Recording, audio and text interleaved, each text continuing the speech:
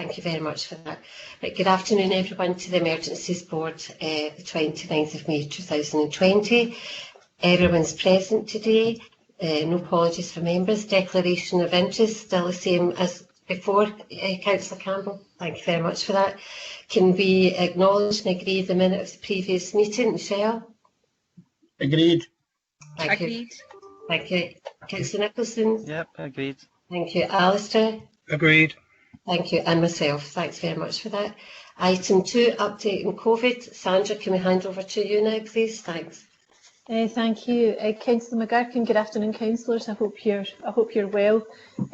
We have a number of matters to cover this week, not least the first steps the council will take starting today to implement the first phase of the First Minister's route map for recovery, which I think we must all be delighted about to be embarking on that.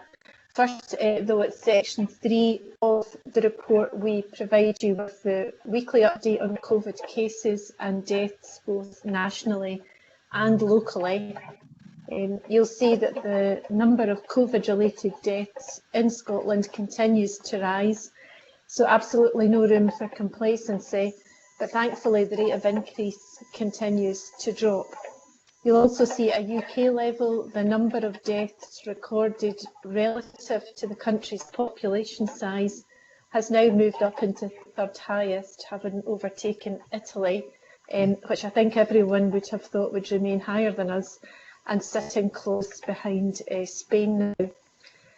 Back at Renfrewshire level, thankfully, there has been a reduction in COVID-related deaths from last week, now standing at 13 people, down from 17 the previous week. Renfrewshire, you will see, has also moved from 4th to 5th highest death rate in Scotland, so still in the top quartile amongst local authority areas, but overtaken this week by East Dunbartonshire Council.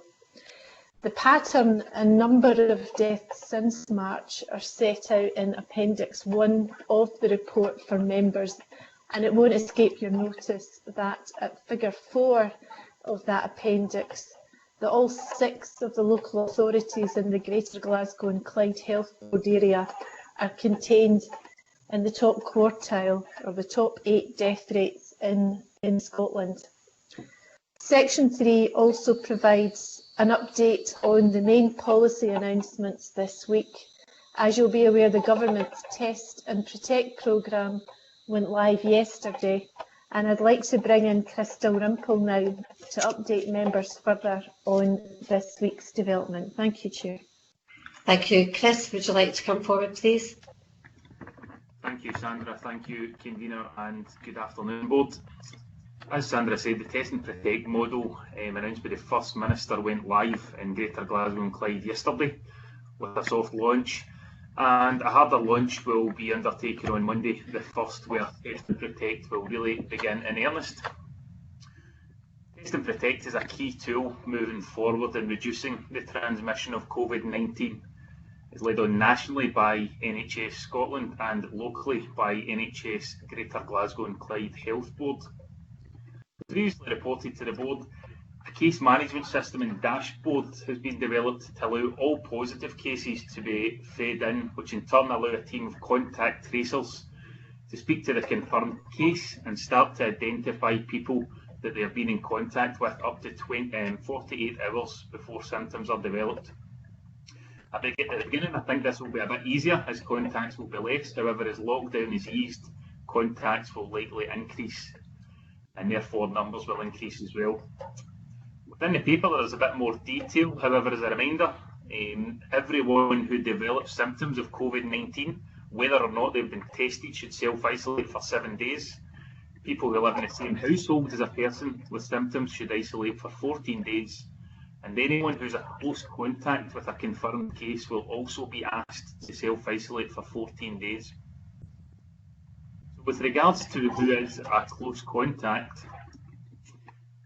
again, there's further details in the paper. However, to reiterate, a close contact is someone who has been physically close enough to a confirmed case for a long enough period of time that they may have the virus transmitted to them. The risk of the virus being transmitted is higher the closer the contact. The greater the exposure to the respiratory droplets, i.e. as the person coughing, and the longer the duration of the contact. This is why physical distancing is so important. In regards to self-isolation, this means that you should stay at home, you should not go to work, school, public areas or use public transport. You should not go out to buy food or other essentials, you must stay at home. Whilst you're self-isolating, you should, wherever possible, take some of the following steps. Things like staying 2 metres away from other people in the home, staying in a different room from other people in the home, ensuring it is well ventilated, and spending as little time as possible in shared areas. This will be challenging for some families. Again, needs to be stressed, Convener, that the importance that everyone, and especially the people identified as close contacts, remain in self-isolation for the full length of time they've been asked for this to be successful. A few weeks ago, I advised that the number of people required to work on the Test and Protect programme for Greater Glasgow and Clyde was approximately 400 to 450 at its peak. As of Wednesday this week, 288 staff had been identified, with 127 already trained and registered. So it's an excellent start, and we'll continue to build on this over the coming weeks. The initial numbers that we'll be working on appear to be less than first predicted, which is excellent news, as this will allow the team to find its feet in the early days. However, as testing increases and as lockdown is eased, this number will increase over the coming weeks. As mentioned at a previous board, local authorities are assisting with environmental health officers becoming mentors in the system. However, it has been confirmed that the first week will be covered by NHS staff only. This will ensure testing of the system and allow local authority staff to bed in and mentoring of the mentors to take place. And frequently asked questions have been drafted alongside standard operating procedures, and these are being finalised as I speak. As well as the work above, we've been working with the shielding and vulnerabilities team and also the local assistance teams to ensure that support will be available to residents that have no networks to get assistance whilst in self-isolation. This will be another strand to the great work already been undertaken by the teams. And I finally need to stress, Convener, that information and guidance is changing daily. Therefore, for the next 2 weeks, there will be daily phone calls between Greater Glasgow and Clyde and local authorities to ensure rotas are covered and staff are able to work through calls and trace contacts. The Renfrewshire Council will continue to assist communities and residents moving forward to try and reduce the transmission of this virus. I'm happy to take any questions at this time. Okay, thanks. Members, do you have any questions for Chris on this subject? Michelle, do you want to come forward, please? Thank you, Convener.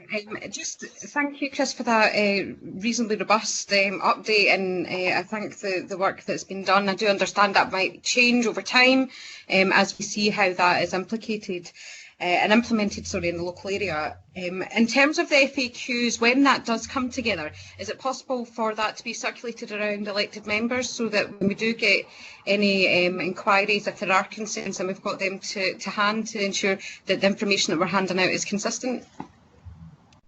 I don't see that as a problem, Councillor. I'll obviously check them to see there's no sensitivity in there, but whatever I can share, I'm more than happy to share with yourself and other elected members. Okay, thanks for that, Chris. Eddie, you wanted to ask a question to Sandra?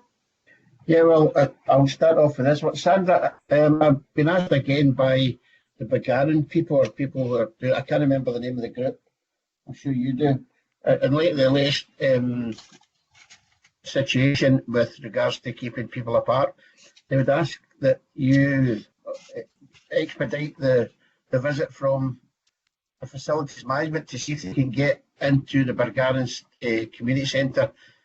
I know it is run by a committee, and I presume we'll need to run it by them as well.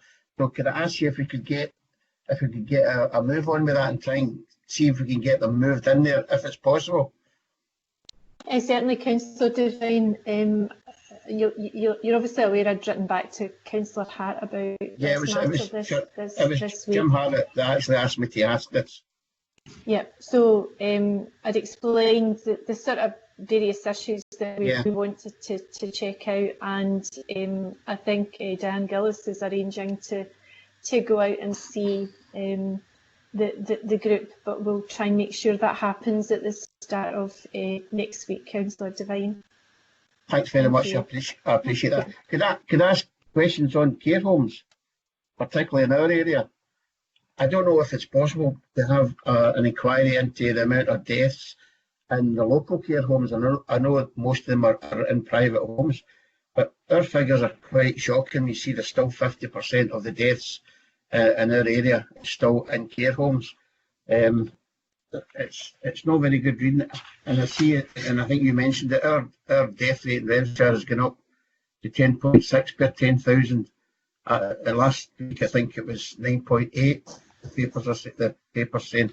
So I would ask that somewhere down the line, either nationally or locally, we have a look at what went wrong with care homes, because somebody got it wrong. That should not be happening. Or the people dying for, well, hopefully we can find out why. Okay, thanks. Sandra, who do you want to answer that for? Councillor Devine? I suppose Siona will be coming in later to talk about the specifics on the care homes this week.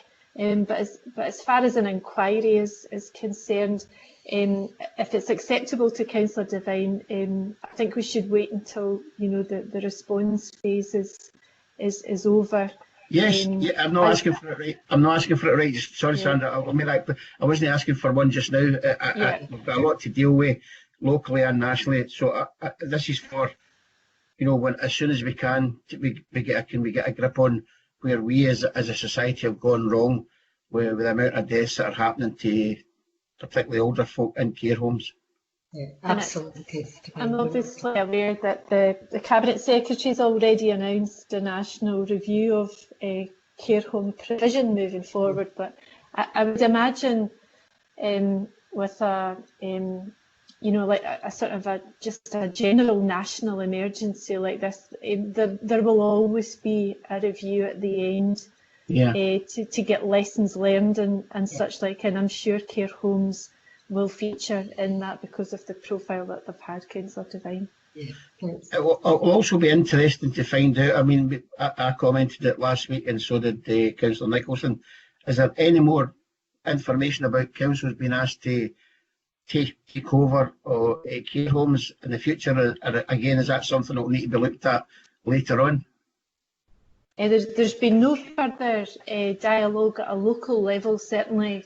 Councillor Devine, it's not something that's come across my desk, certainly in the last week or so.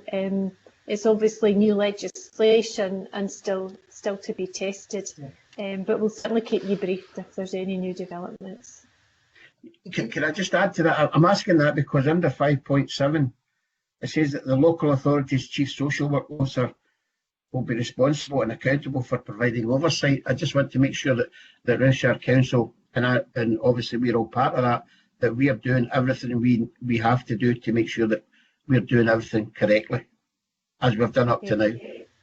Absolutely, and the paragraph that you're referring to were new arrangements that were put in place in the past week or so. John Traynor sits at the heart of that, and I'm sure he'd be happy to answer questions later on when we come to that part in the report about how that's been operating so far. But John sits at the same time. Thank you.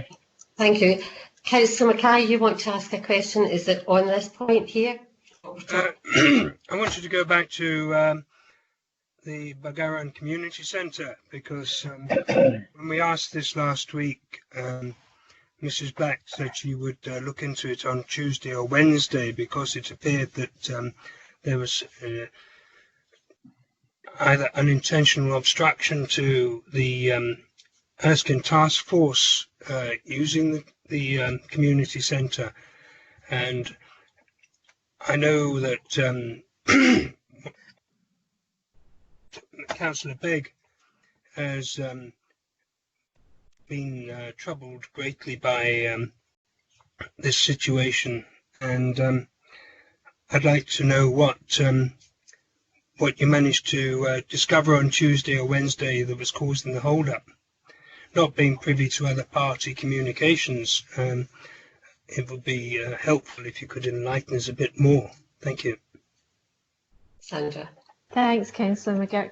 Councillor Mackay, we did have a look at the details of the case with the officers who had been involved, and I suppose it became clear that the group quite recently had been given access to alternative premises, but were still also asking, I think at that stage, for access to Bargarden Community Centre. It wasn't clear to me or to the other officers why that was the case. So I think that's the issue that has still to be bottomed out by the officers on the visit, to understand why it would still be necessary to have access to the community centre when they've already been given access to, I think it was church premises.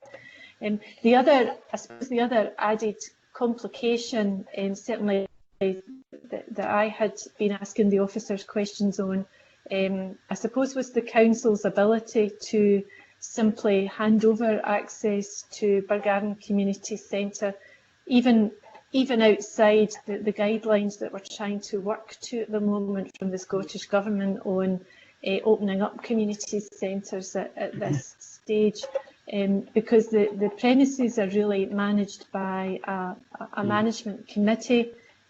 I feel it would be wrong for the council to simply step in and hand over those premises to any outside group at this stage without some involvement of that management committee.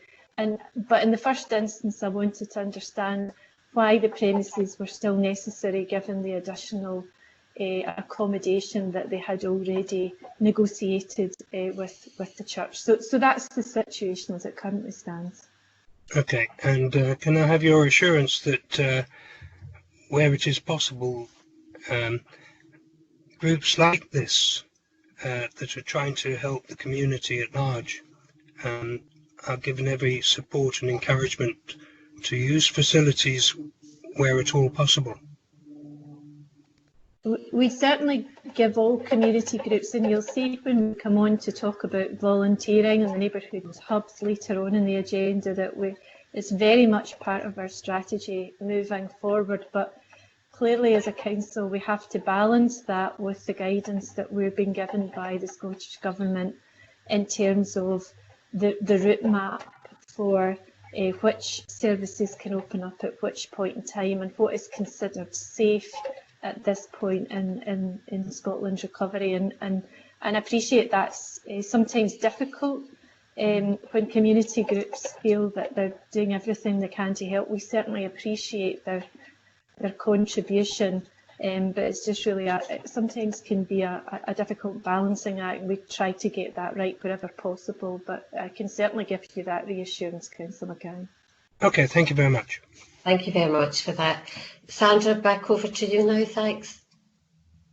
Thank you, Councillor McGurk. If members are happy now to move on to section 4 of the report, we'd now like to take you through the main services now coming back into operation as part of phase 1 of the recovery route map, and also describe, I think importantly, some of the continued restrictions and safeguards still necessary for the safe delivery of those services. And I know that members will be pleased to see the council start to move forward again. I know that we certainly are. So first is Gordon McNeill on outdoor work. If I can bring Gordon in, thank you. Thank you. Gordon, would you like to come forward, please?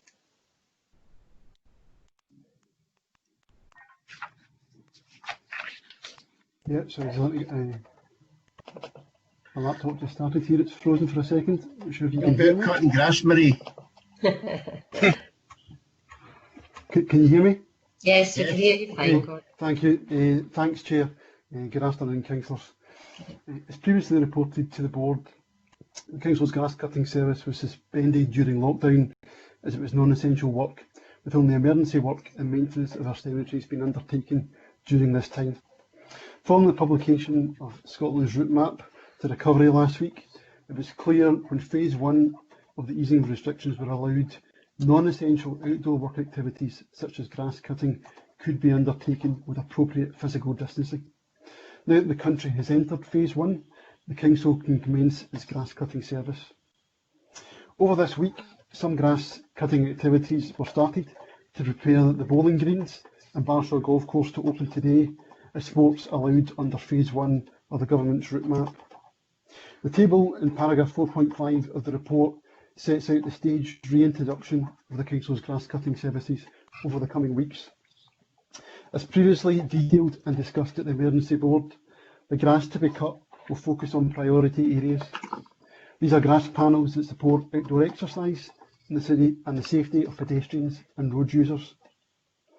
In order to inform the public and support elected members, the grass panels that will be cut under stage 2 will be detailed on the Council's website from Monday, with the service being supported by our Council's communication team. Members will recognise that grass panels in many instances will take more than one cut to resemble the appearance standards normally seen at this time of year. And lastly, I would like to emphasise again that we're living with COVID, and this places additional requirements on the service and impacts on the Council's resource availability. The service will do all it can to reinstate grass panels and very much appreciate the public and member support received to date and the understanding that we have and will not be operating a grass cutting service as normal this summer. Thank you. Thank you. Councillor Nicholson, do you've got a question? Yeah, I think it's just a quick question. Councillor McCartan raised it with me, and I think a number of councillors have asked this question about the length of grass. And I know that Gordon supplied a more detailed explanation to myself, but I think it's important that we make sure that the action that we're taking to cut the grass is not going to be in one fell swoop. Absolutely. And people are concerned they're going to have piles and mounds of grass all over the place. It doesn't come through this paper here, obviously, but I think it's really important that we explain to elected members in the first case and explain to the public that we're intensifying the number of cuts and then sort of shaving the grass down so the horizons are kept pretty short. Because I'll guarantee that the public will come back and complain that we're out cutting fresh air, when in fact, machines have been out and they walk away and the grass is still, 200 mil high.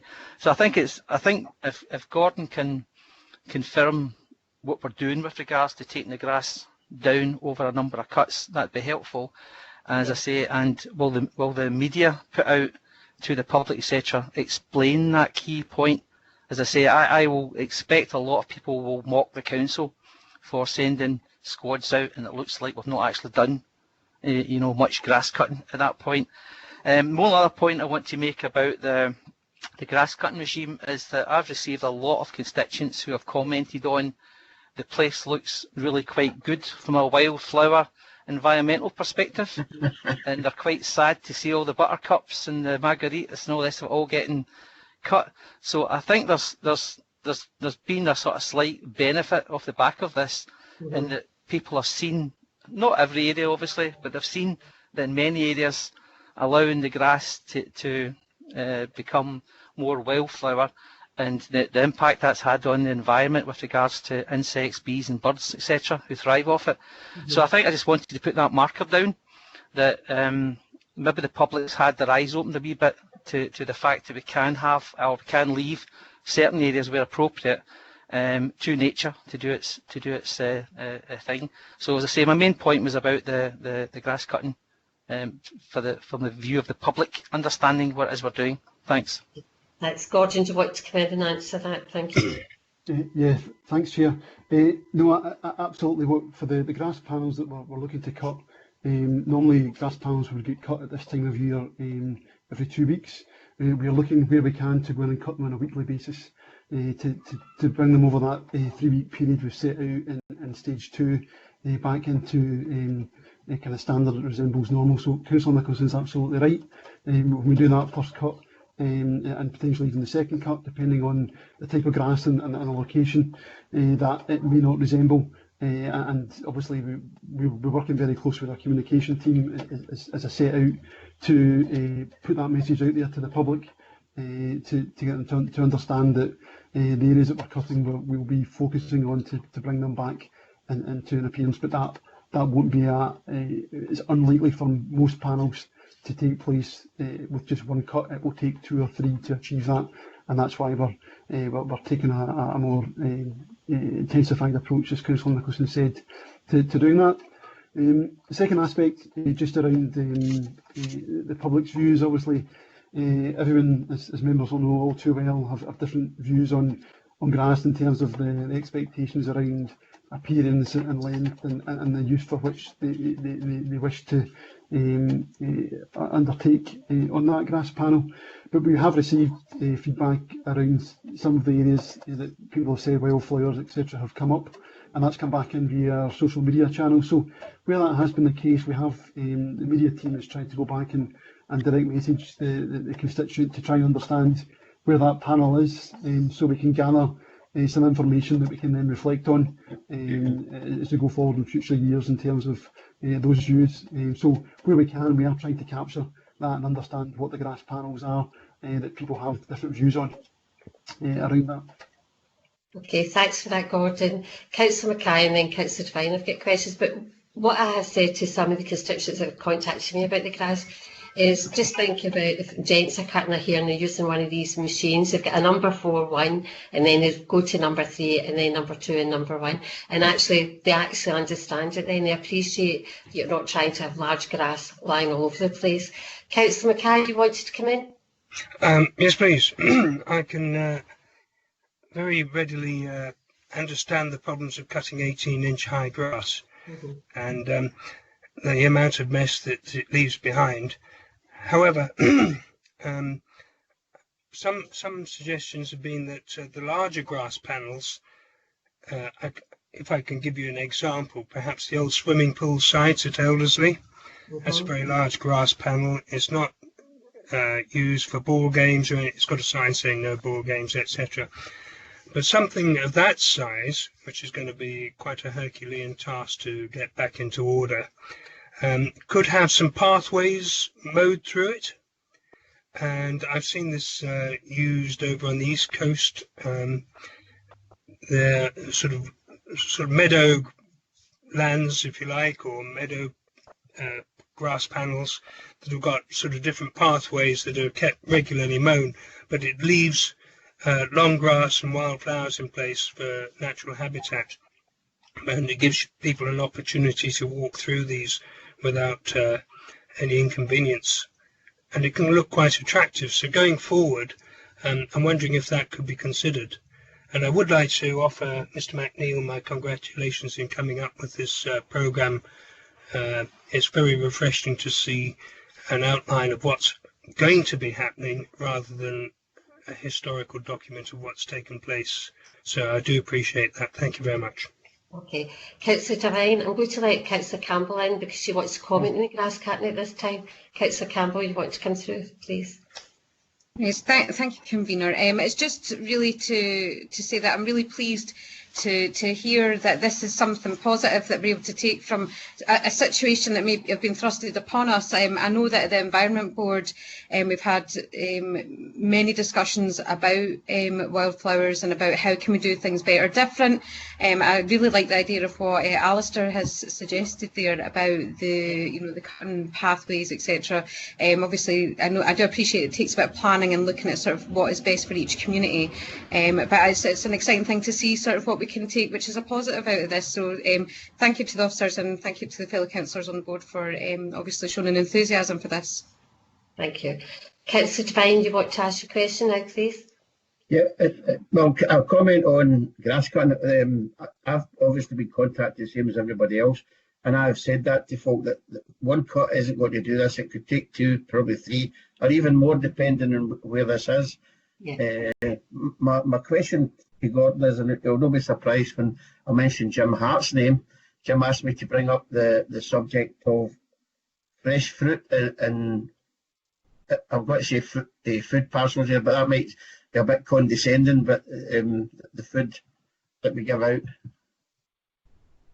Can you hear me, Gordon? Yeah, I can. Yeah. No, obviously, I spoke to Councillor Hart during the week, just regarding the food service that we have been providing.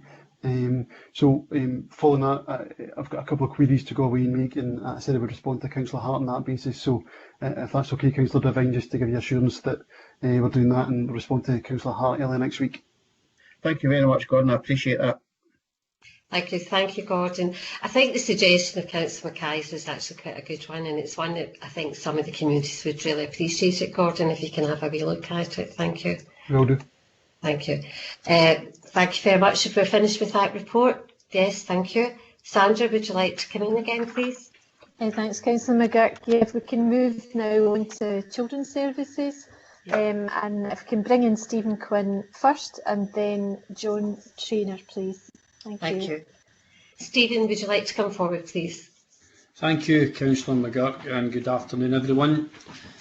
You will have seen the First Minister made a further announcement in her briefing yesterday about when teachers would be able to start returning to our schools and our early years centres.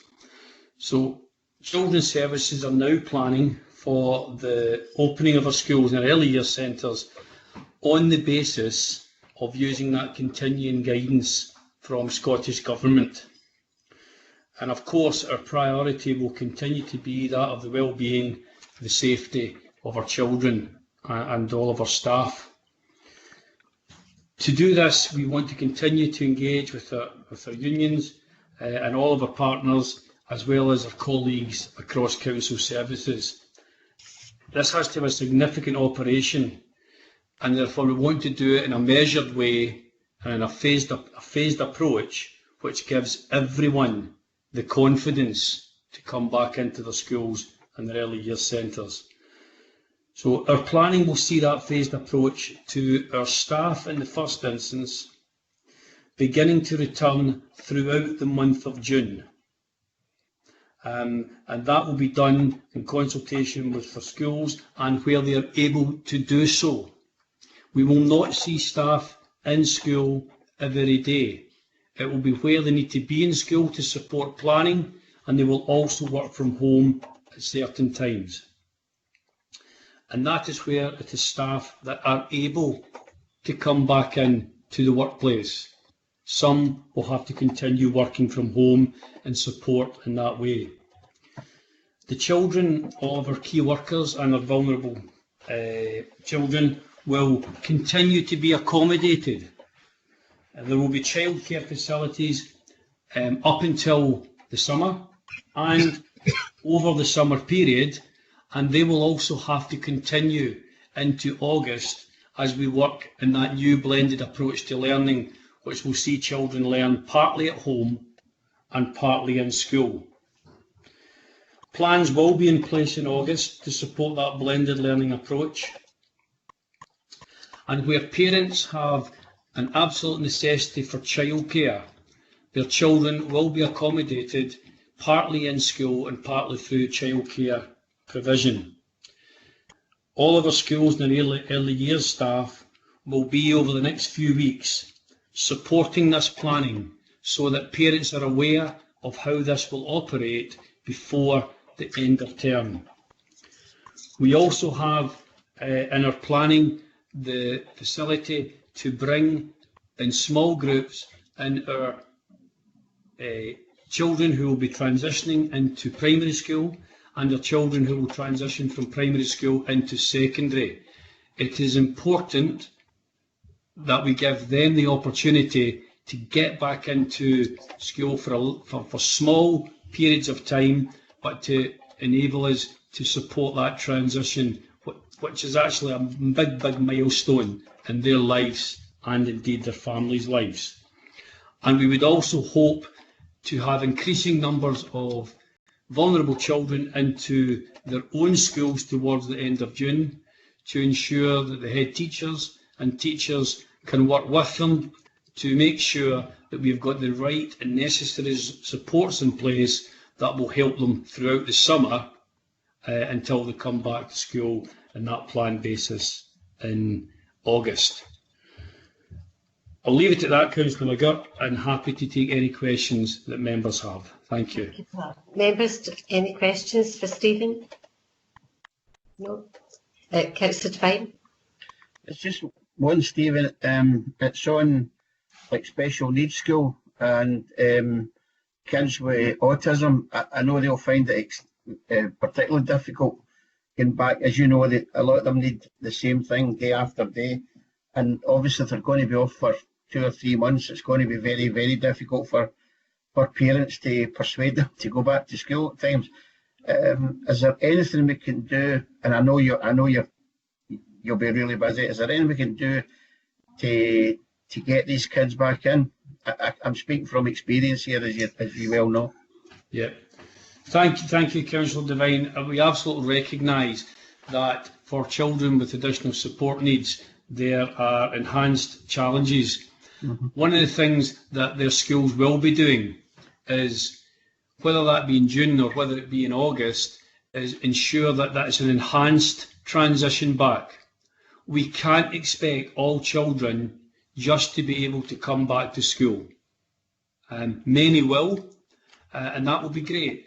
But it's how we work with children with additional support needs. And as you're aware, many of our children have at least one really focal point in their schooling and early years life in terms of an adult, a worker, and that's not necessarily a teacher or an early years practitioner, who they work really, really closely with.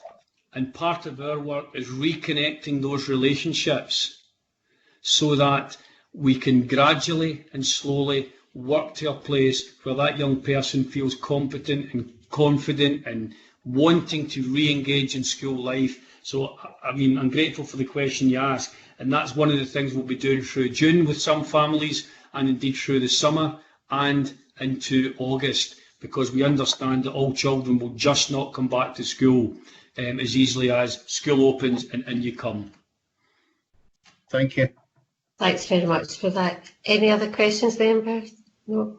Thank you, Stephen, for your report and your update. Thank you, Councillor. And good luck with all that hard work. Sandra, can I ask you to come back in, please? Thanks, Councillor McGurk. I think we were going to have Joan Traynor next on the other side of children's services. Joan, if you can come in, please. Thank you, Councillor McGurk. I think just before I start to talk a wee bit about the plan for children's social work, I'd like to make a comment about the delivery of social work services across both the children's services, which includes children and family work, justice work, and the social work services that have been produced and provided by the Health and Social Care Partnership over the past 9, nearly 10 weeks since lockdown. Social work, being a frontline service, has continued to operate mainly from staff homes, but we've had some staff in bases across the council area where they have actually undertaken home visits to many vulnerable families, children, older adults in our community.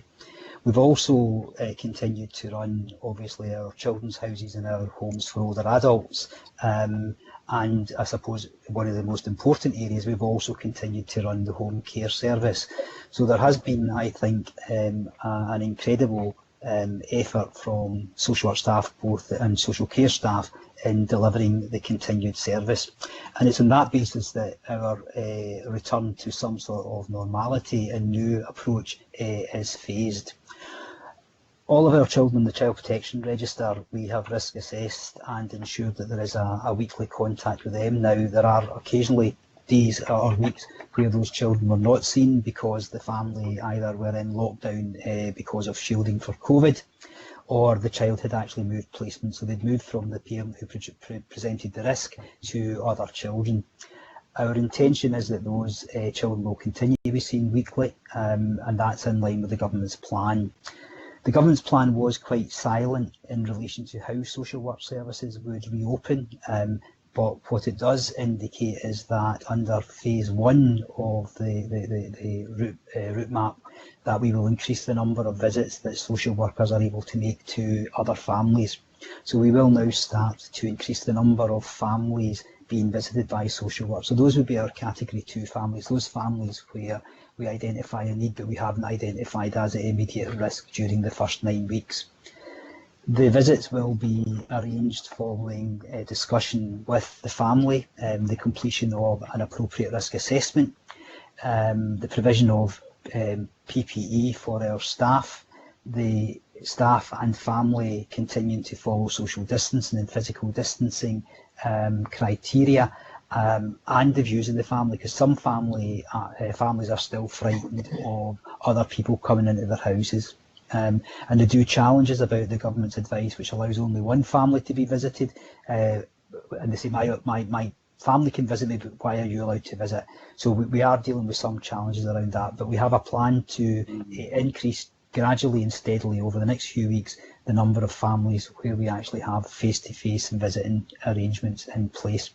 We do need to be conscious of issues such as confidentiality. So undertaking a social work visit in a garden, for example, is not as easy. So we are having to negotiate with families about entry to their houses. For the children's houses and the through care service, you're obviously aware that we have continued to provide those services for our children who live in our houses and for the young people who use the through care service. That service will continue in the current form, and we will respond to any government guidance as it relaxes the regulations and requirements around contact with other people. So we are looking at how we would be reintroducing visits to the children's houses and how the staff will be able to support children being outside a bit more often than they currently are. And for those young people in through care services, it's about ensuring those young people who potentially have the opportunity to return either to an education placement or a work placement or a training placement are actually supported to do that, so plans in place for that. In terms of criminal justice, we obviously have continued to maintain direct contact with those offenders who were identified as the highest risk in our community, and we will maintain that. We will step up the visiting to the second phase of offenders, so the offenders who are on community protection or community payback orders, where we have not undertaken visits because the service didn't deem them to be critical at that first stage of the response to the crisis. We will increase the nature of those visits.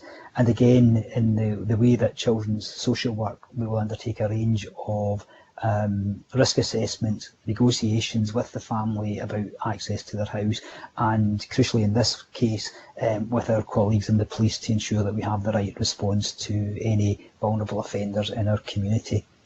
I'm happy to take any questions. Okay. Do we have any questions for John, members? No? Thanks very much for that, John. Thank you for your report. Sandra, can you come back in, please? Yes, thanks, Councillor McGurk. If we move on to health and social care now, and Siona's going to take us through some of the additional services that residents and constituents might expect to see in this next phase. Thank you. Okay, thanks very much. Shona, can you come forward, please? Thank you, Councillor.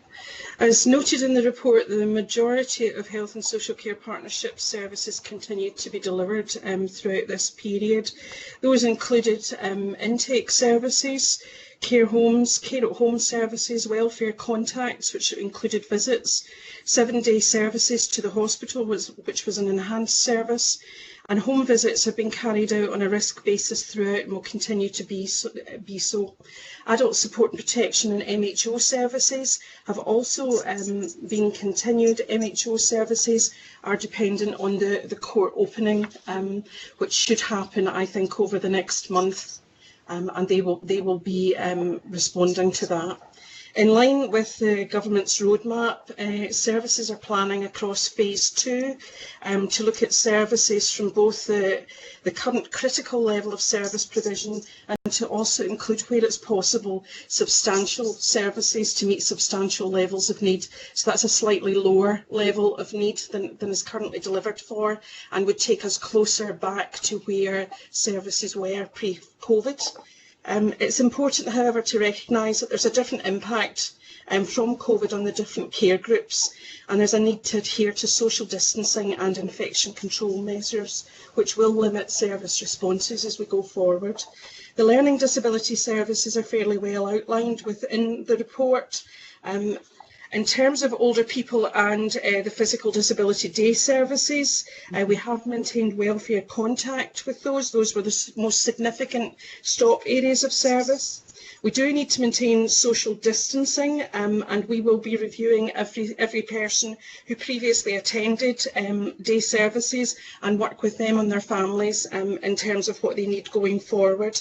We are looking in a similar way to learning disability services to a phased reopening supported by a home-based respite approach over phases 2 and 3. It's worth noting that daycare services staff are currently deployed into the care homes, and there are over 50 staff in that position at the moment, and that needs to be retained while care services within the care homes require the additional support. So a number of things that need to be taken into account. In terms of care home visiting, I wanted to address that because I know that that is a matter both for our families but also for the communities. We are waiting for further detailed guidance on phase 1 and 2. Phase 1 does talk about a designated visitor. It's not clear what that is at the moment.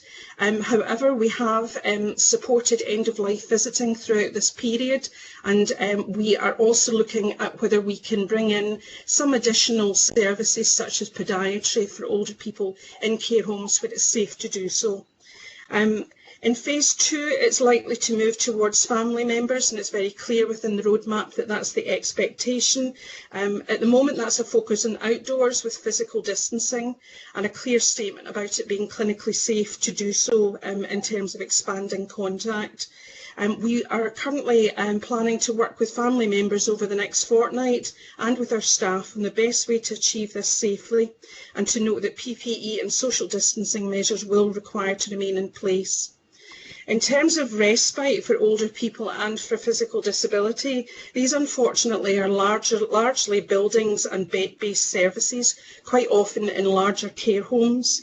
Admission to care homes where need is critical have continued, such as hospital discharge, or where a carer has become ill and has been unable to find alternative resources and where it's critically required.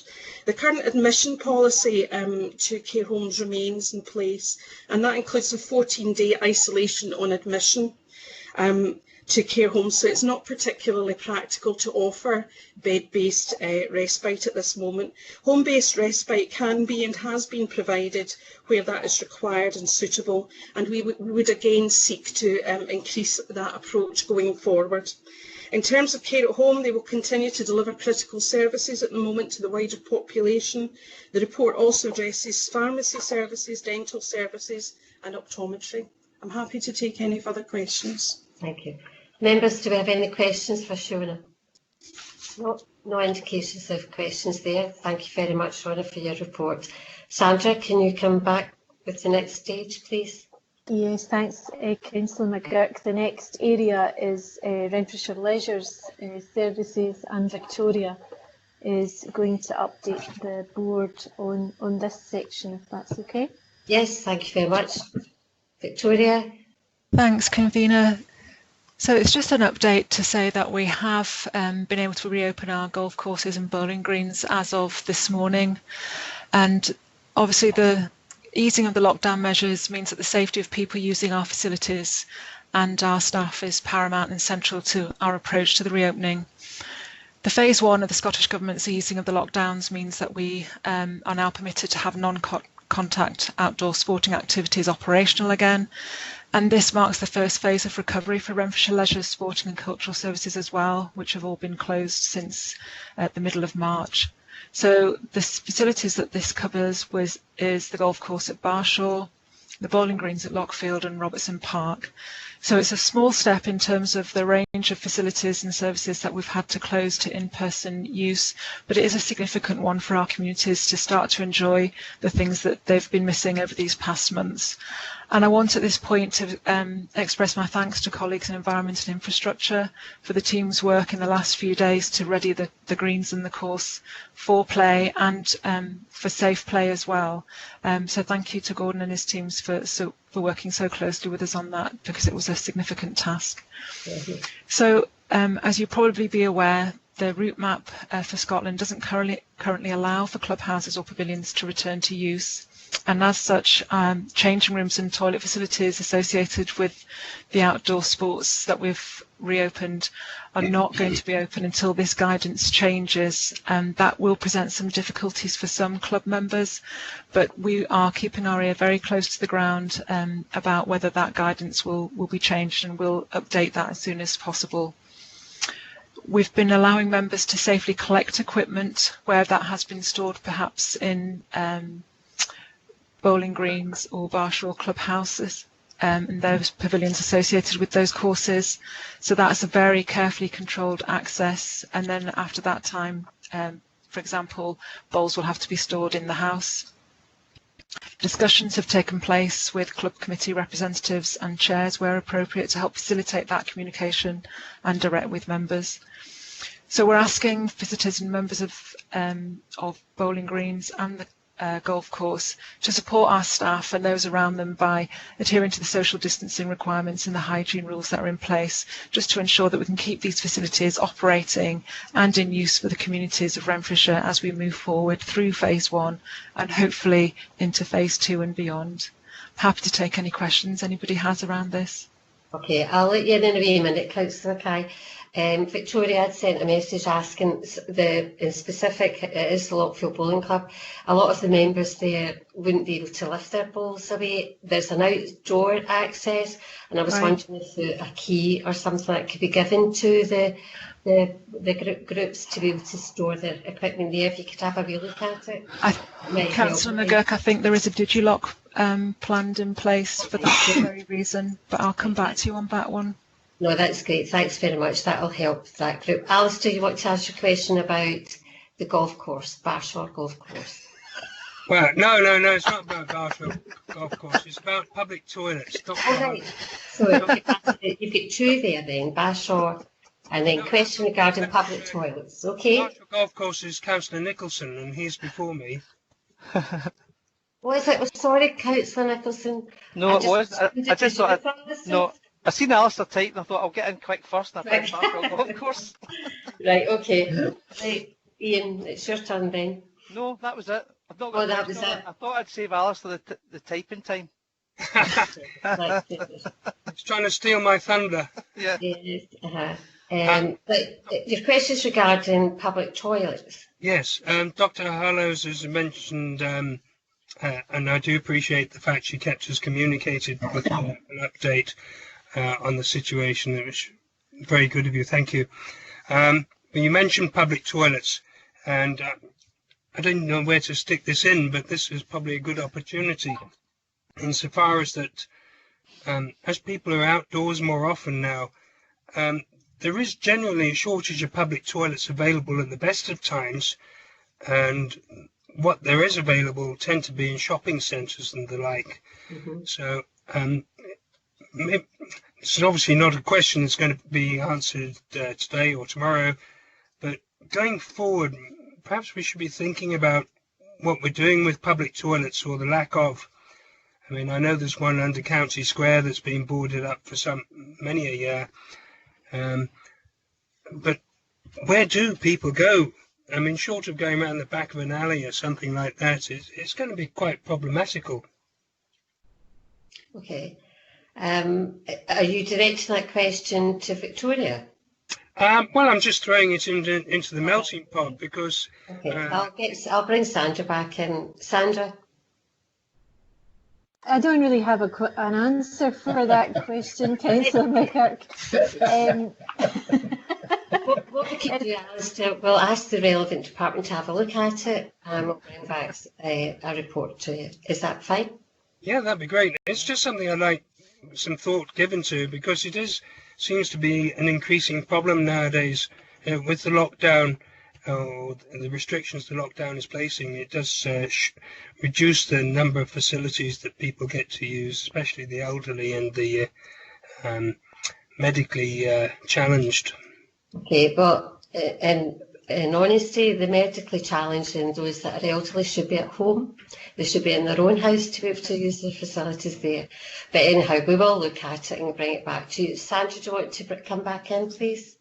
Thanks, Councillor McGurk. Just moving on, finally, Oliver will take you through how the Council intends to support local businesses during this critical phase as they also start to open up from lockdown in line with government guidelines. So bring in Oliver Reid, please. Thank you. Oliver? Hello, thank you.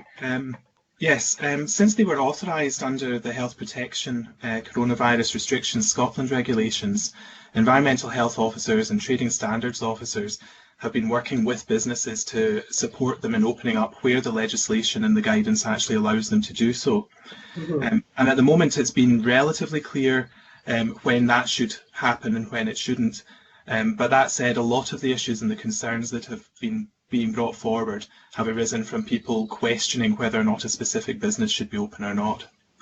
But I think we're moving on from that now as we come into the phased route map, and opening up of more and more businesses is going to happen. And I think one of the key points is that it's not for the council officers to determine whether or not a business should be opening.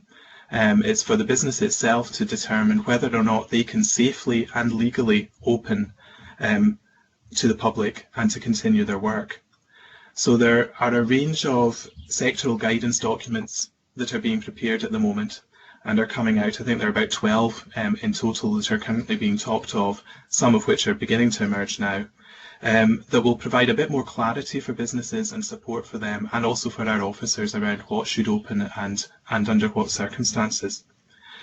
And this means that increasingly the enforcement and the advice that is going to be given by our officers is going to relate to health and safety at work, and whether or not appropriate COVID-19 risk assessments have been made to protect employees, to protect customers, and they'll be looking at the kinds of steps that are being taken to ensure physical distancing, to control numbers in shops, the kind of things that you've seen at the local supermarkets coming in around disinfection for trolleys, markings at checkouts. All of those kinds of things are going to become more prevalent, both within businesses that are serving the public, but also within businesses that are just operating, perhaps manufacturing, or with only their employees.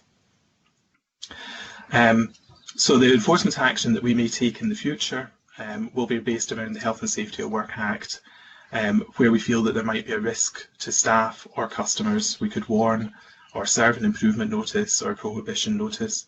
But at every stage, what we'll be seeking to do is work with the business to engage with them, inform them, and make sure that they're able to continue to work appropriately.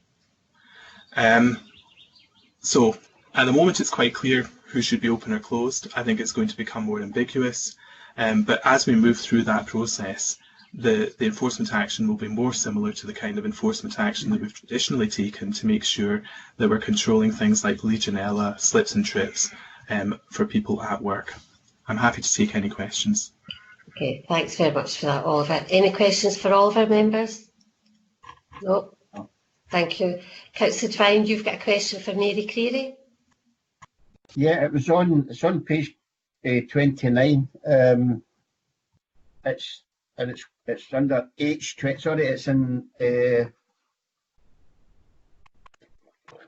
Appendix 2, and it's about current tenant arrears is £38,000 short of £2 million. Is that up much than it normally would be, Mary, or is that about what you would expect? No, I can confirm it is up. It's not up that much. I need to come back to you with the precise level of increase. we did have the benefit of a free week period that has helped with the arrears, but my understanding is that we're still slightly high. I probably have said this previously, it'll probably take a few weeks until this all settles through and we're absolutely sure what the absolute arrears position is, but it's not as bad as we thought it might have been. But I can come back to you with further detail on that. Thank you. Thanks very much. Okay, thank you very much. Thank you very much, Mary. Sandra, would you like to come back in, please? Yes, certainly, Chair. We'll obviously keep members briefed in the coming weeks on how these remobilised services are operating and performing. As I said earlier, it's encouraging to start to see the Council move away from critical services only and deliver on its wider range of responsibilities. But we're all determined to do that in a safe way, which does not undermine the progress Renfrewshire communities have achieved during lockdown to suppress the virus. We can move on to section 5, our weekly update now from Siona Strachan on our care home residents and staff and our care at home services. Thank you. Thank you. Siona. Thank you, Councillor. As outlined in the report, 110 people have now sadly died based on the daily self-reporting from care homes, an increase of 2 people from last week's report. And the in-day figure shows 19 residents are reported as having suspected or confirmed COVID across 9 care homes. We are seeing a slight variation on the in-day service, and that's because as people become ill, and this population frequently have bouts of sickness or illness, GPs are requesting testing, and so the numbers are oscillating on that basis. In terms of the HSCP, care homes testing has now been completed on staff and residents, with some results awaited for staff, very, very few results, but there are a few that we're still waiting for. All resident results are negative to date, which is really positive news for us. We do, however, continue to test following individual resident consultation with GPs where residents are becoming unwell, and that continues to be a feature today for our internal care homes. In terms of the commissioned or external care homes, we are now seeing 13 of the care home group that we have in Renfrewshire with no infections, which is a considerable improvement on previous positions. And a number of that 13 group are now approaching 14 days free from their last outbreak or death, which again would indicate that the virus is burning out and being controlled within those units in a better way. This is reflecting the overall national trend of a slowdown in the rates of death and outbreaks, so it's fairly consistent with what we're seeing elsewhere. The care home noted at 5.6 has stabilised considerably over the last week and a half and continues to welcome and receive support from both the clinicians and from the social care service. Excellent. So it's looking a lot better than it was. It's still early days and there's still volatility there, and we need to recognise that in this paper. In terms of the multidisciplinary arrangements, those were highlighted last week. We've spent the last 7 days really forming those and making sure that those are in place. And the paper notes the local arrangements for the MDT review of care homes, including the lead nurse, clinicians and the Chief Social Work Officer, and that daily group is chaired by the Chief Officer. We continue to have a Thursday group, which includes the Care Inspectorate and Public Health, and we review each of the care homes over the cycle of the week. So we also continue to have supportive weekly clinically led meetings with care homes, and that is well received and well attended, and they have direct access to the hospice, to the GPs, to the lead clinicians across the service area, and to explore any issues that they may have. And that again is helpful as we go forward into this more complex phase as we look at family visiting and other things, and that's the forum that all of that will be discussed in with our care homes to try and keep some consistency, and as Sandra said before, not to lose the very hard work that has gone on across the sector to try and manage the virus. We continue with our daily call arrangements to all of the care homes, in part so that we're aware of their current position, but we also pick up any issues that they may be having and try to address those as rapidly as possible. 5.8 notes the national change of reporting of death to the Procurator Fiscal. That largely involves the GPs who are the certifiers of death, and they will now automatically refer all cases to the Procurator Fiscal to ensure there's an oversight. In terms of care at home, the number of people reported by providers as having sadly died remains cumulatively at 14 people. This is the same as last week, again reflecting the national picture of the rate of increase and transmission slowing down to date. We will need to be very mindful that as the full lockdown is released, that the rate of transmission, particularly in communities, may go up again, and we will keep a very, very careful eye in and around extra care housing arrangements and in and around care at home services as we go forward, and they are included in the daily review that we have of services. Thank you. Thank you for that. Councillor Devine, you've got a question? Yeah, I think Fiona practically answered it. It was about 5.9, and you said that the Lord Advocate had ruled that any deaths had to be reported to the Procurator Fiscal, and that included care home workers. That I think you more or less answered that in your piece. Mm-hmm. Okay, thanks very much for that. Yeah. Any other questions, members? No indications of other questions, Shona. Thank you very much for your report. Thank you. Thank you. Sandra, can you come forward again, please?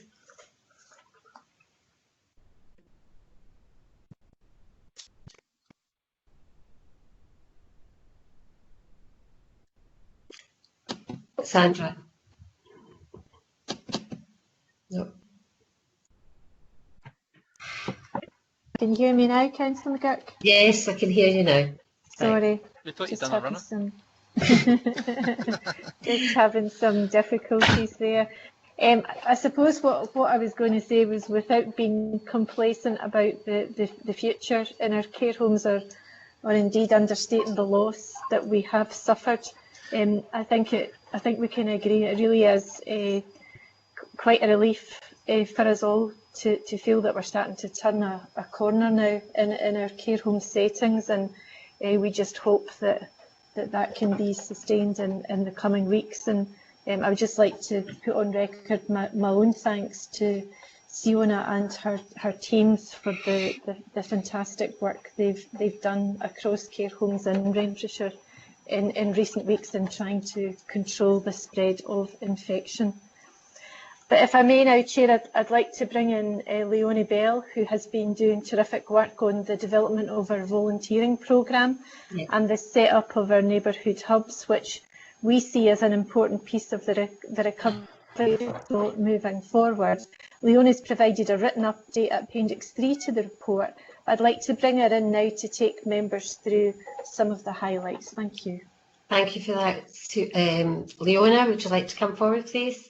Yeah, thanks, Convener, and thank you, Sandra, and thanks everybody for fitting me into your busy agenda this afternoon. So it's slightly different, I suppose, to the other papers that you've been reading, and that I hope it tells the story of organisations across our communities, across all of Renfrewshire and in our neighbourhoods, and it's very much a story of collective commitment and help and solidarity and actually kindness that we're seeing as well. And if I may, I wouldn't mind just sort of giving you one personal reflection, in that I've been redeployed from my current role, which obviously lots and lots of colleagues are doing. Normally I'm working very closely with Mary and Chaps on cultural regeneration, and moved over to support this work around our humanitarian efforts, I think in the first week of lockdown. And I think actually what struck me is I maybe thought that I was entering into something that wouldn't feel that creative and cultural, and actually I've been blown away by the creativity very deep within our communities, and also how creative people within our communities have risen to the challenge of helping out as well, and those sorts of things. And the report also differs in that it's not an account of maybe what we're solely responsible for. It's not an account of what we're doing around critical service delivery. This is very much a report that I hope illustrates the real strength and and energy and resilience of our third sector and of our volunteers, some of whom were very active anyway, and some who've really stepped up to the mark since the lockdown hit. So slightly different in tone and nature to some of the other papers that you've been very used to reading. So our approach, I guess we scrambled in the early days to think what are the principles and values that underpin our approach to volunteering and supporting from a humanitarian perspective. And I think partnership has been the sort of bind across all of this. So we very quickly established national relationships with Scottish Government and the other lead national agencies. But actually, more importantly, those local relationships have been key to this. And our lead partner in this has been Engage Renfrewshire. I actually can't speak more highly of them at this time. They have expanded their sets of responsibilities. They've been accountable and they've shown real leadership throughout all of this, locally and nationally. And then building on those values, what we wanted to do was make this not just about the third sector. We wanted this to be a partnership across third sector, public sector and business. And I hope that comes through in the report that you'll have read. I'll just draw out some highlights for you. I know you'll all have read it in detail, but the national picture has been interesting. This has been a surge in volunteering, without a doubt, with 53,000 people registering to volunteer across all of Scotland. Renfrewshire features pretty high in that league table. It's in the top 10 of people who put themselves forward to volunteer. We were at just over 1,000. You'll have noticed, though, in other reports that you've had in previous weeks that the government with its partners paused that national recruitment campaign to let the focus be on the local campaigns. And I think that actually reflects the strength of the third sector across Scotland anyway, and actually it's a compliment to it. And I can take any questions on the national picture from you afterwards. The other thing we wanted to do was to be very aware of the resilience of the third sector. Some of the organisations that work in your neighbourhoods and communities, you'll be familiar with them, but you know, they were off the starting blocks at such a speed and working at such pace and scale, and actually redesigning all of their services, sometimes overnight, to make sure people had foods, that they were digitally connected.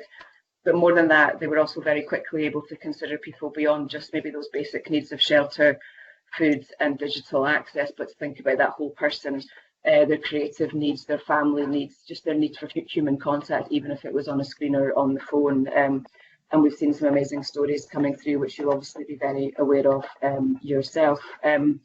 We've also been working with the Chamber of Commerce very closely to make sure that we're supporting those organisations in terms of their sustainability and the resilience, and we've had 5 sessions running, but we hope that becomes a bigger partnership with them as well. So onto the hubs, which I think is of interest to everybody. These evolved, I suppose, as part of the evolution around the lines, the local assistance and shielded lines we were setting up, but their reach is slightly different. They cover the 7 local area partnership areas, but they're rooted in 3 buildings at the moment. That will change in time. They're finding their feet for sure, and they're a really interesting example of what a blended team can achieve. They have expert council officers leading them and running them. They also have volunteers, and they have staff members from other organisations, including Renfrewshire Leisure, Health and Social Care Partnership, also working with them. So they're an interesting example for us to try out at this time. I think they're an indication of the good that can come from extreme challenge and adversity. They've had 127 referrals to date. The main route of referrals into them at the moment is through the 2 existing phone lines that we've got, but we're looking at how that evolves to meet things as they shift, as this whole context changes, as we all know about. And at the moment, mainly what they're doing is a range of what can appear on paper quite small tasks, like dog walking and friendship calls, but actually I think we're all blown away by how much those little tasks matter, the value of them, and keeping people in contact with the wider world, and to know that their experience is a collective one, and to know that they're part of something bigger than maybe their own household has been something that we've all been really, really struck by. And you'll have noticed the patterns of needs echo the patterns of funding support that's being given. The big spikes we're seeing are in support for isolation, support for people with who are struggling with their mental health, and support for digital exclusion. So something for us all to think about there. But in those little tasks is really big impact. And I'd also like to be part of the sort of the thanking of people, and to thank Victoria and her team at Renfrewshire Leisure, who really quickly turned around a new service for us to make sure that we can give people choice, cultural choice at this time. Some people are getting food given to them, but they can choose their own books, they can choose their own toys, and we'll deliver them to their door. So that's been a great endeavour. And then I hope you enjoyed just to finish up, the quotes at the end of the paper, just to show what an enriching experience volunteering is, not only what it does in terms of the benefits and impacts within neighbourhoods and communities, but what it does for those people that are volunteering. And as you know, lots of those normal volunteering experiences have stopped at this time, but those quotes brought us tear to our eye, really, as to some of the stories that are coming through the Kindness Counts campaign that Louise's team are leading on so brilliantly. Stories like about a young boy, a schoolboy, who didn't want any birthday presents this year and has raised £350 for his local food bank. A delivery story of a house removal company, obviously not doing that, but doing food deliveries. Just amazing stories of kindness coming out from our communities. So they're more than just anecdotes. They're actually something for us to consider in how we work, and letting these stories really come to the fore to influence how we make the next set of decisions in terms of how we plan going forward. So I'd encourage you all to have a look at the Kindness Count stuff and the postcards that are at the end as well, because although these things appear little, these postcards with a poem from the Macker and a drawing for younger people or older people to colour in and put on their windows or to share postcards from home will go out with medicine deliveries and food deliveries from the end of next week, and they mark the advent of summer and hopefully the advent of better days, and we just felt that was really important to do in this very difficult time. So thank you, and very happy to take questions. Yeah, thanks, Lorna, for all your hard work and for the wider volunteers. They've done an exceptional job, and I think we're very proud of them. Alice, do you want to ask a question? Yeah, just to basically say the same. I think it's fantastic that there's so many volunteers out there prepared to do so much. I've never ever imagined how difficult it would be to find a volunteer position in my life. So there we are, and it'd be nice to think that going forward, outside of this pandemic, that this sort of volunteering community spirit could be kept thriving, because it undoubtedly is fantastic for the communities and the volunteers and the vulnerable. It really is. Yeah, you're absolutely right, because remember, empowering communities is all about that. Councillor Campbell, would you like to come forward, please? You've got a question? Thank you, Convener. It's actually just more of a comment, just to add to what's been already said. Is thank you very much, first of all, for the report and for the in-depth way in which you've covered it.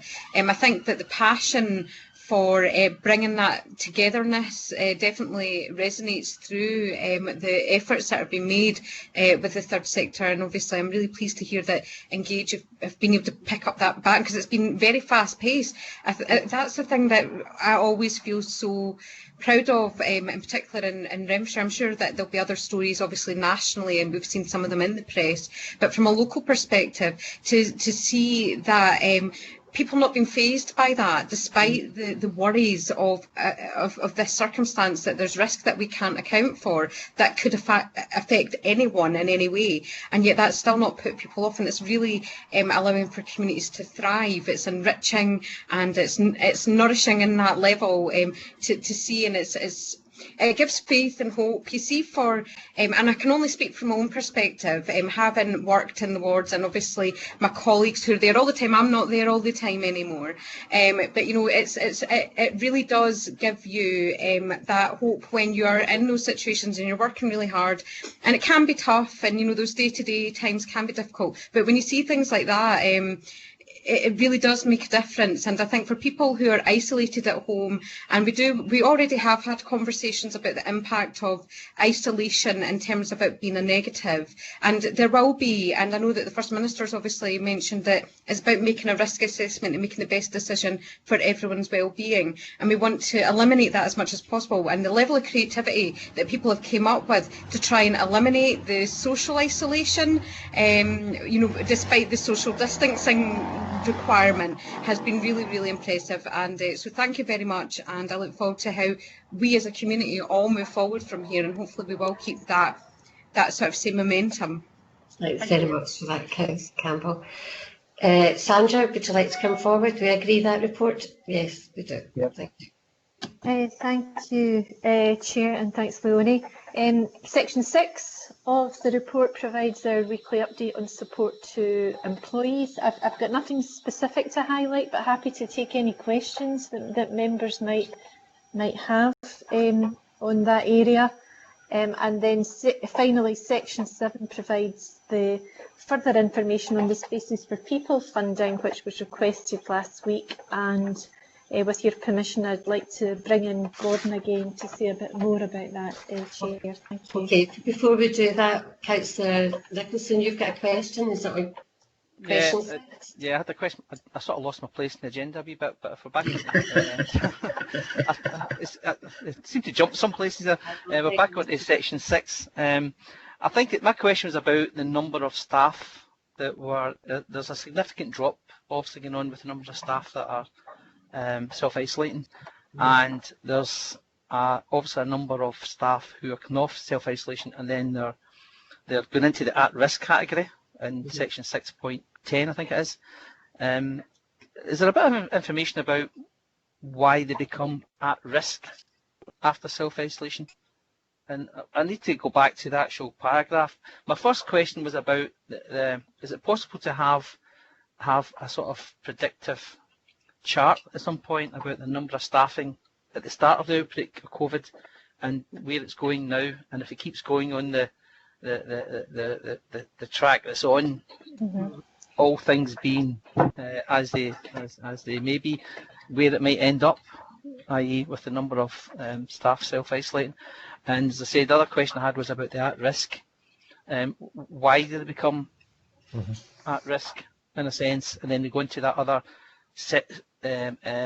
group of people which is increasing. So there's two numbers there which are sort of almost opposed to each other. So that was the questions I had. So, Councillor McGurk. Councillor Devine, is your question in the same area or is it separate? It's separate. I was to ask if we've received our share of the £155 million. Has that been distributed to councils yet? Okay, well, Sandra, would you want to answer Councillor Nicholls' question, please? Yes, thanks, Councillor McGurk, and happy to try and do that, Councillor Nicholson. I think first of all, the two groups of staffing, that there is some small margin of overlap as the report suggests, but they tend to be two quite distinct groups of absent staff, if you like. The first group, which is now down at 229, thankfully. I think it started about 600 or 700 at the very start, and those were people self-isolating. So as you would expect, as the virus, as the infection rate reduces and people's self-isolation periods come to an end, you would expect those people to be coming back to work. That's also been assisted now by the testing system that we have in place for staff, so that there's not as many new people going into self-isolation, because we're getting them tested and a large number of those are testing negative and being able to come back to work. That may change, I have to say, under the new contact tracing, where we could see large numbers of staff having to go back into isolation, even if they're not symptomatic, because they've been told to by the national contact tracing system, and I think that's something that we'll have to keep a close eye on. There may be a small number of employees who have been symptomatic, but then find themselves with a health condition which puts them in what's called the at-risk category. The at-risk category is, at the moment, is probably the one that causes us greater concern, because it has been quite static since the very start of the outbreak, and that's because, if you remember, weeks ago, anybody who worked for the council that had any one of the stated health conditions had to be sent home to work. And if they couldn't work from home effectively, they still had to go home and unfortunately couldn't contribute to the work of the council over the period of the lockdown. And that's the group of staff that could remain static unless we find some way of either getting them productive at home or able to come back to frontline duties with the appropriate protective equipment and social distancing in place. And that's the exercise that we're now taking on board at the moment. But if it's okay, I could bring in Lee Neary. He might have something to add to that. He'll certainly know the data in much more detail than I will, and he may be able to provide a bit more information. Thanks. Thank you. Thank you. Hi, thanks Sandra, and thanks for the question, Councillor Nicholson. Yes, to the two parts of your question. First of all, the movement between categories. Sandra's absolutely correct. What she says, that there is also another subtle nuance to the way that we categorise and report on our COVID-related absence, and that is that if we've had a member of staff who has previously been in the at-risk category and for whatever reason develops symptoms or needs to self-isolate, then they'll actually move category. So after that period of self-isolation is complete, they may well move back into the at-risk category. It's a very subtle nuance in terms of how the employees move from one category to another.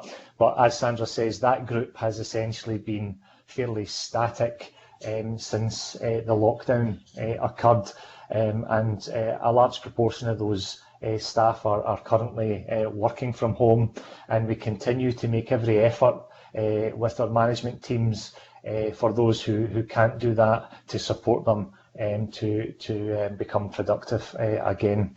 That's the at-risk category. I believe you had another question about predictive analytics, which is one of my favourite topics. We've actually developed over the last few days. We've developed a model which actually shows each of these groups and how we would expect them to move through that journey, if you like, and when we would expect to see people return back to work, whether that's in the physical workspace or indeed working from home.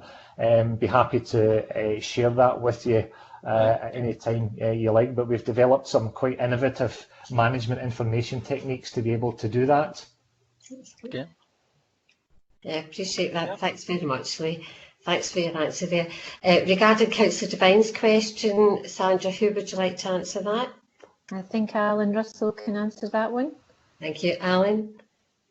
Yeah, thanks, Councillor McGurk. Yeah, the £155 million, Councillor Devine, it's certainly been confirmed what our share of that is going to be. I'd indicated it was likely to be somewhere between 4.5 and just over 5 million, depending on the eventual distribution basis that was agreed. That was subsequently agreed about a week or so ago. Our share is that we will receive is just over 5 million at £5.059 million. The government have confirmed that will be released to local authorities as soon as possible in terms of the regular general revenue grant payments that are made. So those are made weekly.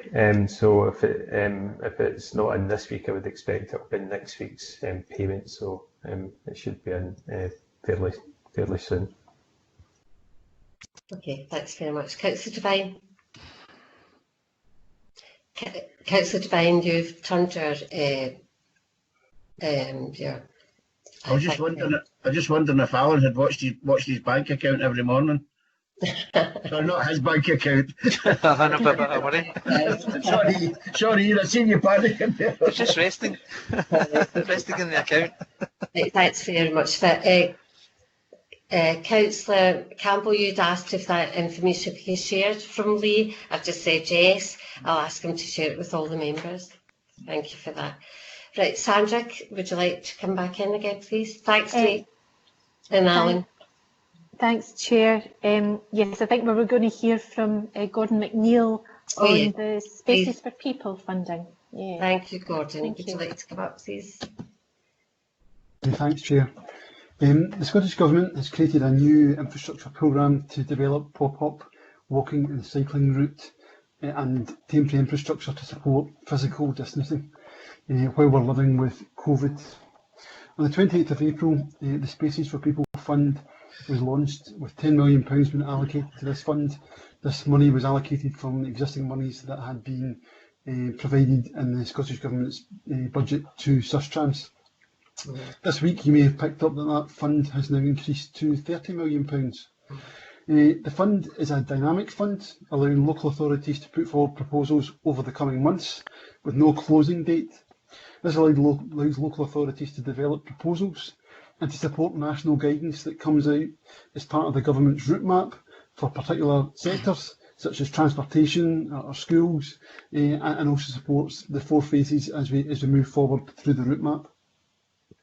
There has been positive engagement and interest received from elected members, from community groups and from residents in the fund, and to continue to encourage this, our communications team are going to be promoting the fund from next week to encourage further ideas to be brought forward from members and from our communities.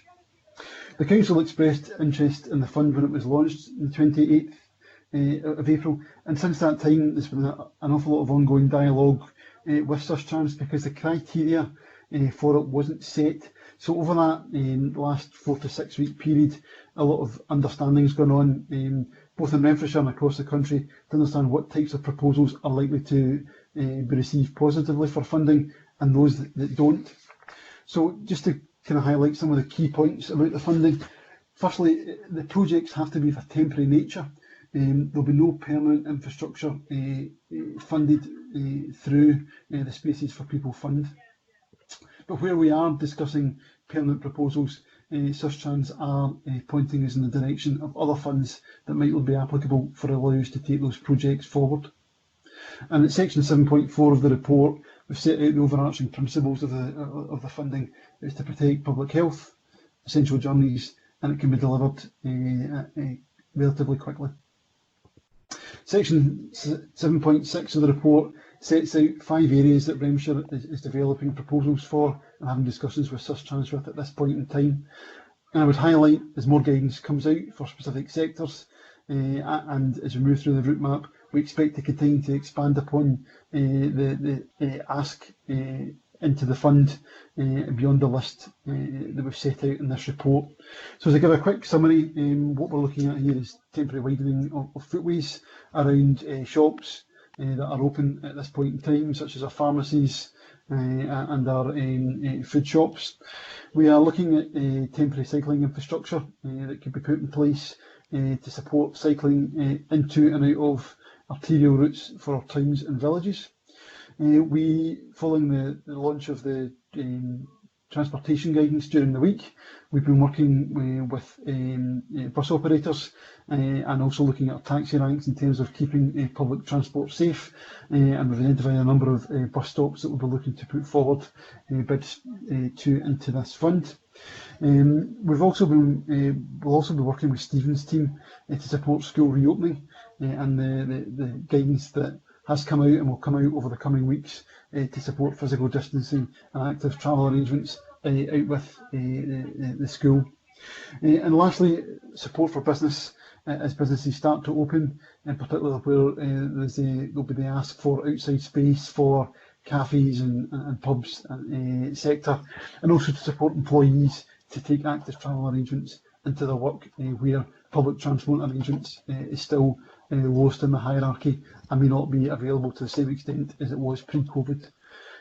So hopefully that gives a flavour of the fund and where we are just now in Renfrewshire in terms of discussions with Sustrans and bidding into that fund to take forward proposals to support us where we're living with COVID. Okay, thanks very much for that, Gordon. Alistair, you've got a question? Yes, please. Thanks, Mr. McNeill, for that report. Quite very useful.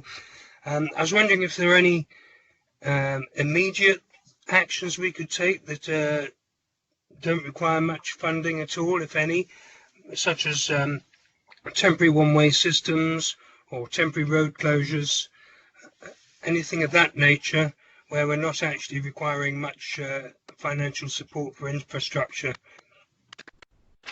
Certainly, I think the first aspect that I touched on around temporary widening of footways. We have verbally been provided some funding for that, Councillor Mackay. We hope to be able to confirm that next week. So that will be the first area to take forward, which will look at removing guardrails, suspending parking bays and widening footways. So that's the first area of work that we're hoping to get funding secured from Sustrans to move that forward. So, as I said, one of the principles of the fund is that it's done quickly. So we're hoping that will be the first stage, and we'll get that money from Sustrans over the next few weeks to put those measures in place. Right. I'm thinking off the top of my head here, but where you've got a sort of dual carriageway system, maybe if you could one side of the carriageway be closed off for traffic, and so the other carriageway becomes a two-way rather than two-lane in one direction? Yeah, that's I think the grouping that I talked about, kind of arterial routes, they're examples that we look at in terms of how can we give road space over for pop-up cycling lanes. So we have a few proposals that we are currently discussing with Sustrans, and when we've got greater direction in terms of what they might look like and how feasible they'll be, we'd obviously look to bring them forward to board and to elected members in terms of what those proposals are. Right, so everything's really basically revolving around discussions with Sustrans. So is there nothing we can do ourselves almost instantly? As I think as I've mentioned previously, we're in control of the traffic regulation orders, which is obviously a key part of this. But we do need funding support from Sustrans to do this, and we're keen to the council is able to maximise any opportunities, and also take the guidance that comes from Sustrans and how we can set this up safely and to maximise the benefits from doing so. So we're keen to work with them. As I set out in the report, it's a dynamic process to allow these measures to happen quickly. So we would hope that anything we bring forward, we can do so in conjunction with Sustrans just as quickly as we could do of our own accord. Okay, thank you. Thank you, Alistair. Councillor Michelle Campbell, would you like to come in, please? Thank you, Convener. Sorry, I live right on Main Road, so you have to excuse the noise in the back. Sorry, please give it a wee second. The wonders of living just on Main Road. I thought you were going thematic on us there. There's not been an ambulance yet, because that can happen as well. Sorry, Talking about roads. So basically, I do obviously welcome the developments, and I do understand the need for it to go through a proper process. I think it's encouraging. Obviously, active travel is something that we're going to have to make sure moving forward. It may become more permanent in other ways, but because these are temporary measures, I know that Councillor Nicholson had brought it up when we were talking about shop fronts potentially having outside areas, but also when we're looking at extra cycleways, etc. People with visual impairments or other types of impairments, like physical disabilities, where they perhaps have a set routine or way or route where they're used to doing that, and it allows for them to live their most independent life, may be affected by some of those measures. So it's really more a point of caution that, obviously, I think that it's an important factor that we need to keep that in our minds. As much as we want to flourish and make the most of the situation, we also need to make sure that we don't knee-jerk into it and cause an inequality for other people that might then isolate them. Okay, thanks, Gordon. Yeah, no, the points are well made. Obviously, if we're looking at extending footways, that generally means that we're going to be using road space. So, just as an obvious example, we'll need to think about the kerb and the drop down for those that maybe visually impaired, for example, or on wheelchair, or buggies or prams. So that's probably a very good example of anything that we do. We need to consider the consequences that go with that to make sure that it's safe for all to use. Yeah, okay, good point made, Councillor Campbell. Thanks for that, Gordon. Any further questions, members? No? Thank you very much for that. Thank you, Gordon. Sandra, would you like to come back in, please? Thanks, Councillor McGurk. That really concludes the briefing on item 2, if you're happy to approve the report. Thank you. Members, can we agree the report and recommendations for item 2? Councillor Mackay? Yes, that's fine. Councillor Devine? Yes. Councillor Nicholson? Yes. Councillor Campbell? Agreed. Thank you, and myself. Thank you for that.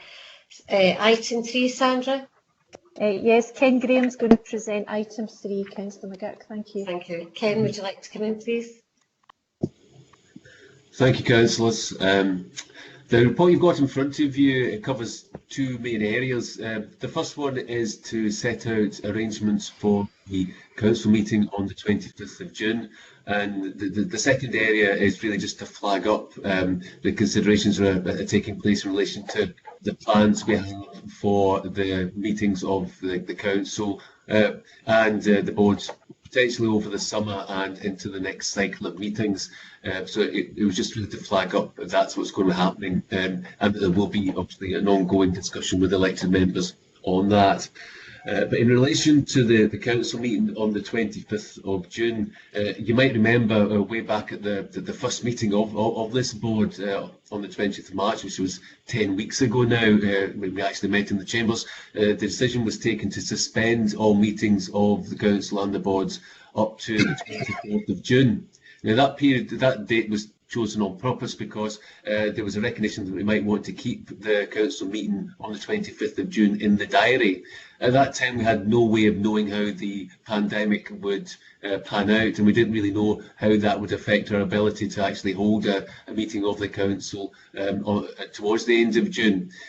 So going forward, the proposal is that the meeting on the 25th of June does take place, and because of the restrictions that are in place in relation to social isolation and social distancing rather, that the meeting can't actually proceed physically in the city, in the council chamber, and that the idea is that we actually undertake the meeting using remote means.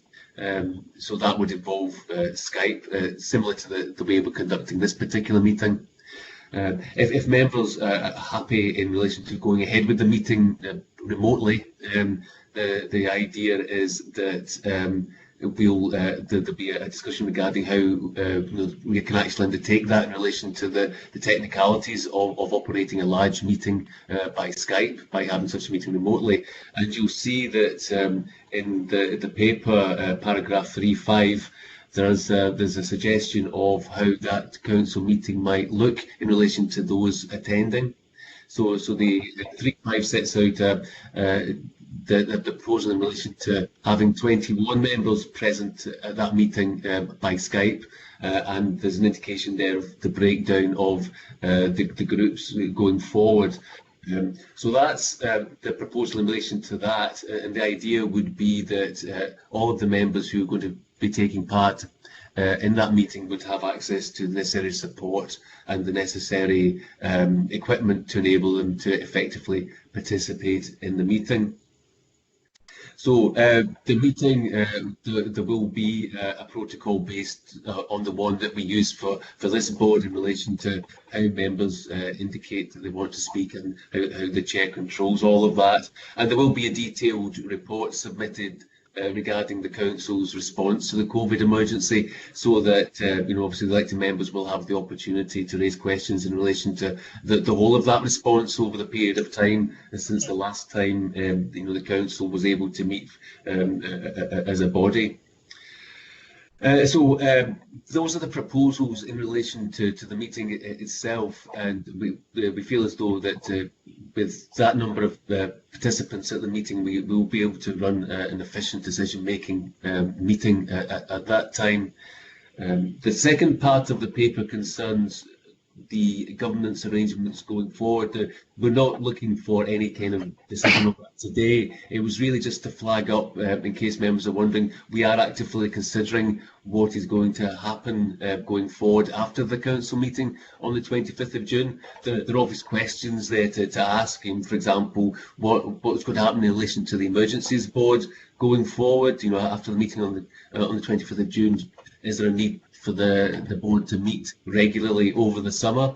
And if it's going to do that, do we want to review the membership of the board? Should the membership of the board be expanded to give more members an opportunity to be involved in that? So these are all the sorts of questions that will be getting asked in the next couple of weeks, and the intention will be that the groups will be consulted on that. We'll also be looking at the next cycle of board meetings. They are still in the diary, so you've got cycle of board meetings commencing the middle of August that will go all the way through to the council meeting on the 24th of September. So there's questions such as do we keep the board meetings in the diary? If they're to take place, how are they going to be conducted? At that time, we'll be able to have some members physically present in Renfrewshire House, or will they all be going forward remotely? Issues concerning the quasi-judicial and regulatory decisions that will by that time require to be made. So all of these matters will be the subject of an ongoing discussion and consultation with members over the next few weeks. The council meeting on the 25th of June is less than 4 weeks away now, so it's not that far. So we've probably only got a couple of weeks to get all of these arrangements in place.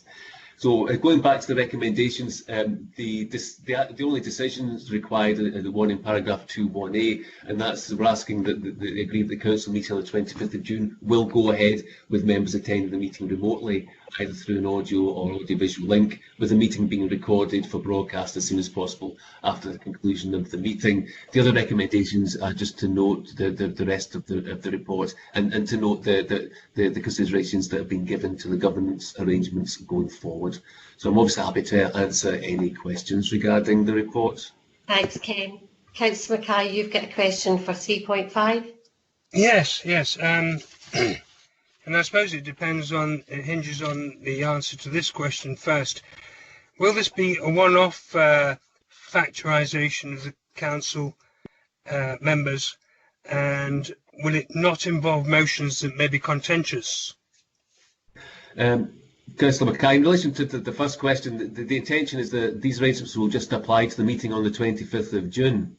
Now, as we get to the next planned council meeting, which is at the end of September, the members will need to take a view on, depending on the situation in relation to the COVID emergency, how the meeting in September can actually take place. But the intention just now is that the meeting, the arrangements will just apply to the meeting in June.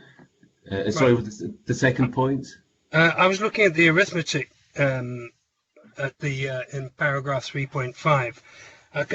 Basically, you've halved the number of councillors, which is fair enough, but it's the balance between opposition and administration that seems to have shifted slightly. For example, SNP have 19 councillors. Half of 19 is 9.5, so you've rounded that up to 10. Labour have 13 councillors. Half of that is 6.5, but you've rounded that one down to 6. Conservative have 8 councillors. Half of that is 4, but you've rounded that down to 3. So you've actually changed the balance slightly of votes. Is that reasonable, do you think? The calculation is essentially to try and get to a manageable number that still reflected the fact that the administration wouldn't have a majority on the overall votes. That was the primary consideration. Now, clearly the groups the numbers in the report are very much an informed suggestion of how it might work. But if there's a need for a further discussion, then quite happy to have that. Yeah. Councillor Nicholson, did you want to come in there? No, it's just to answer Alistair's point. It's not as simple as halving anything. It's about proportionality, because the way my maths works out, the SNP group has 44% of the councillors, and that equates out to, I mean, your figures are roughly right, but it was based on proportionality, and it was the fact that it's reflecting the fact that the administration doesn't have a majority on it as well. So as I said, it's not as simple as just taking a number then cutting it in half in that sense. It's about trying to make sure we've reflected the proportionality aspect of the council, how it's made up just now. And also you sort of stopped at the independence bit, and Councillor McCartan, there's an element of fairness in this as well, because if we were to look at this clearly, the independents have only 0.97 in a sense so if you half them, there's one of them. So you can sit and you can make up all these figures work in any direction you like, but in a sense it's to try and balance up the council and reflect what it looks like on a normal basis with 43 councillors there. The other question you had about one-off, Ken Graham's right. This is in a sense a sort of one-off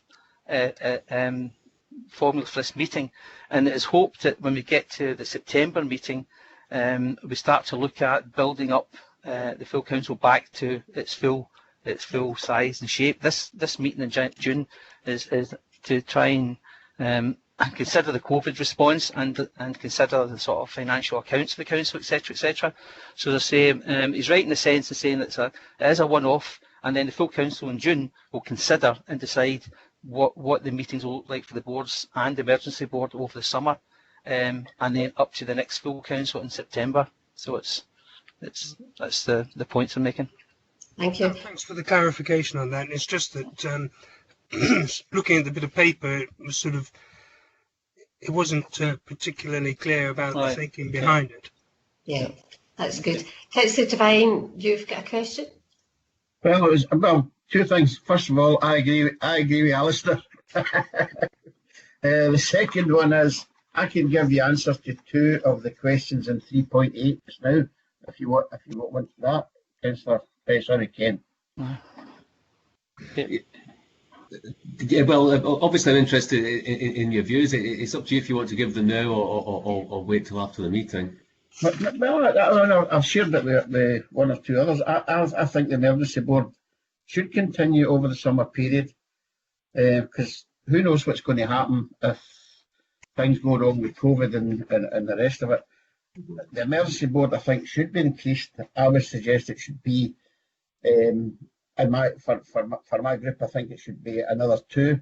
But that's only my opinion. I'm not stuck there. It's just my opinion, and I'm happy to discuss the format of the board meetings later on. I'll leave that one there. We have came to agreements before on certain ways of doing things, and I'm not adverse to looking at that as well. Okay, thanks very much for that, Councillor. Okay. Clearly I'm saying that because I need to obviously speak to my group as well. I'm sure Ian does, and Alistair as well. Of course, that's absolutely true. Councillor Nicholson, you did ask for a question. Do you want to come in? No, again? that was it. That was your question then. Thanks very much. You put your hand out. I thought you wanted to specifically answer, Alistair. Thank you very much for that. Thanks for that, Ken. Any other further questions? Can we agree? Marie, there was one question that wasn't answered by, I think, Alistair, asked about motions. Oh, yeah. Particularly for the next meeting, I would hope that we could get past this next meeting with no motions, if possible. Councillor Ken?